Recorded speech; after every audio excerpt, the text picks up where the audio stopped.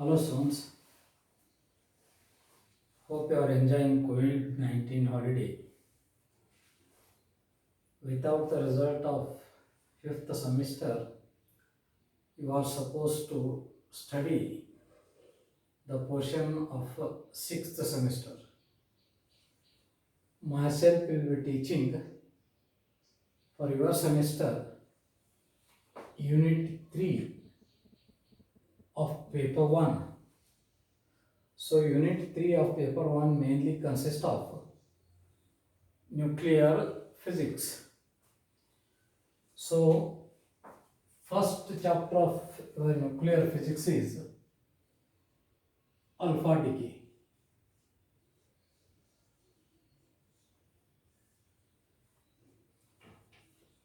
We all know that the radioactive radiations are classified into three. It is a radioactive element, radiations coming out from radioactive element. One is alpha, another one is beta, and third one is gamma radiation. So further, in 1909, Rutherford and Royd proved that alpha particle is nothing but doubly ionized helium atom.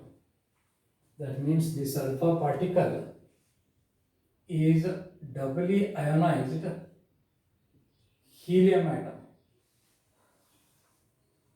So, if you measure the energy of these radiations, nothing but you are measuring the nuclear energy analogous to atomic energy. The nuclei of all elements whose atomic number is greater than 82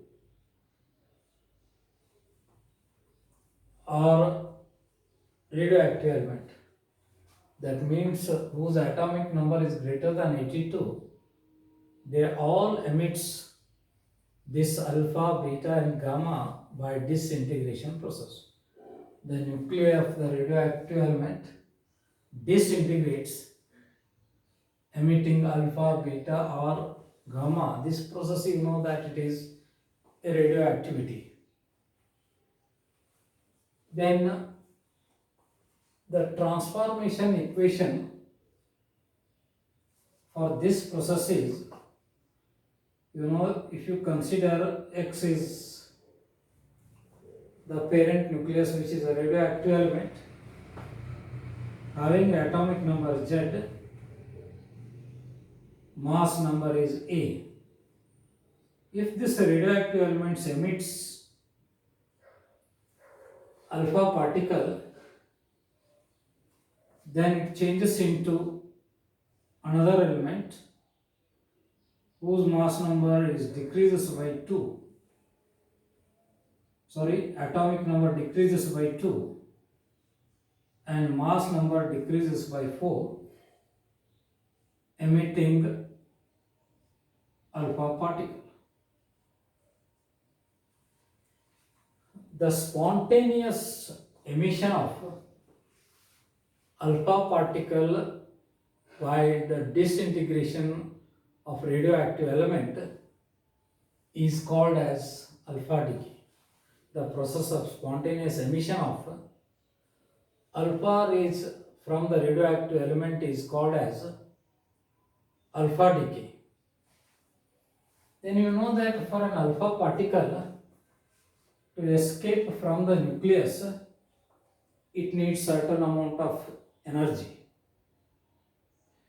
So when an alpha particle is formed inside the nucleus, the mass of the alpha particle is very much smaller than the mass of its constituent particles.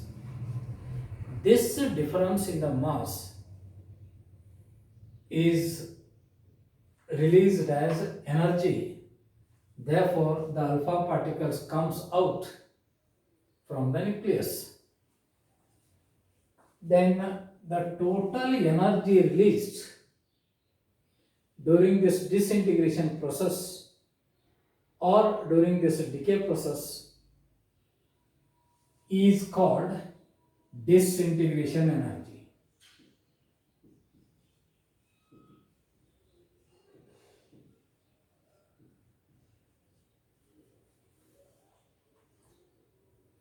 The total energy released during this decay process or disintegration process is called disintegration energy.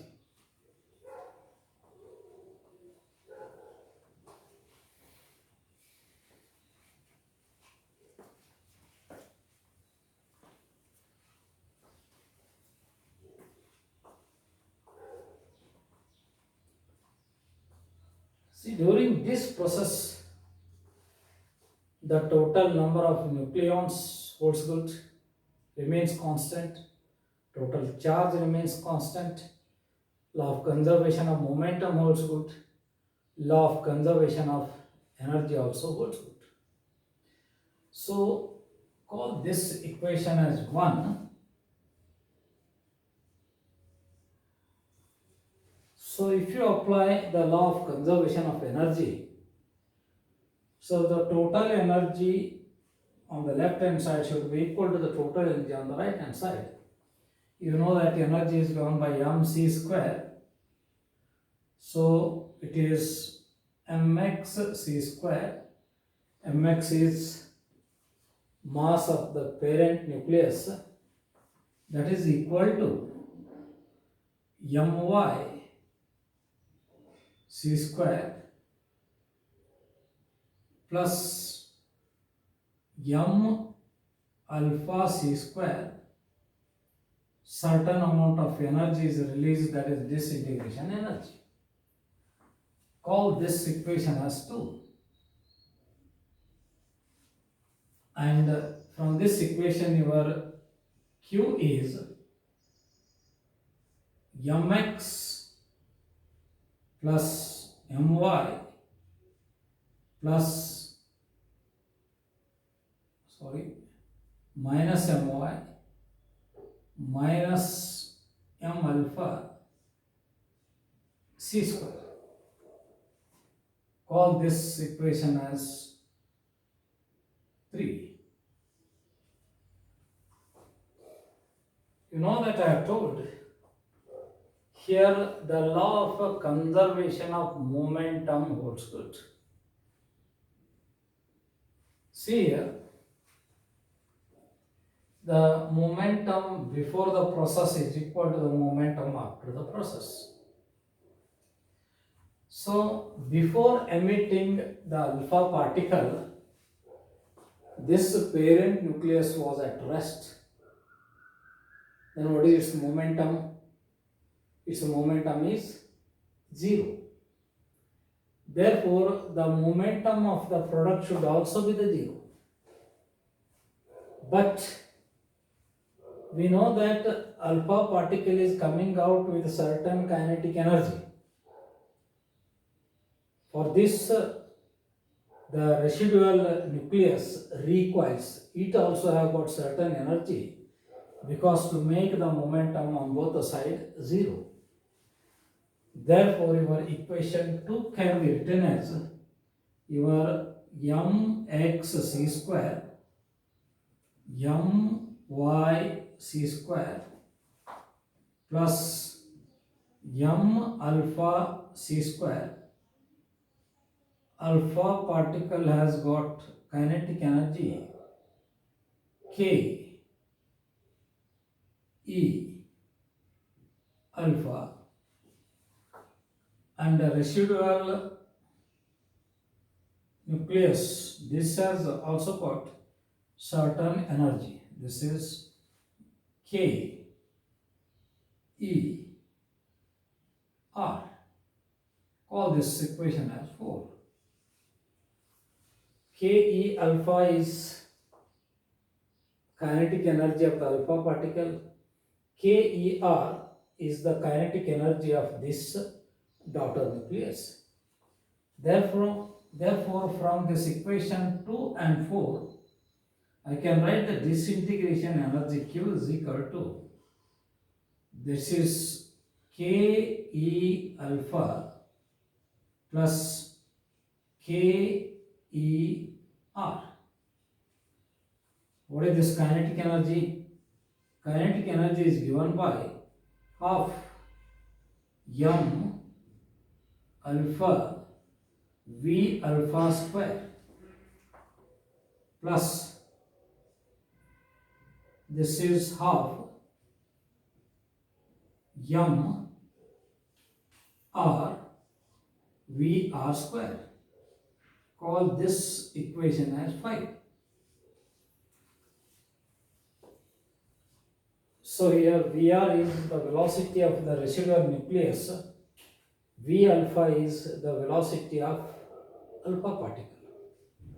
So if you apply the law of conservation of momentum, mass into velocity, this is m alpha v alpha should be equal to, because to make it 0, it is m, not mr, make it my it is.